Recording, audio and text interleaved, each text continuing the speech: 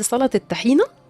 بكل بساطة أنا خدت 4 معالق من الطحينة، وأهم خطوة في عمايل الطحينة عشان تطلع معانا مظبوطة إن أنا هضيف لها مية سخنة. لازم أفكها الأول كده أو أحلها يعني زي ما بيقولوا، وأقلبها كويس قوي، وبعد كده هي من كتر التقليب هترجع تتخن معايا تاني.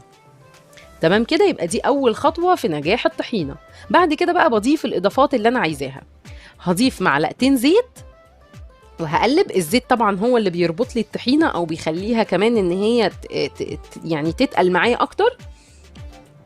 وبعد كده ضفت كمان معلقتين خل، وضفت كمان عصره ليمونه. دي الطحينه الصح يا جماعه، ماشي؟ يعني احلى من بتاعه الحاتي كمان. جربوها كده وقولوا لي رايكم.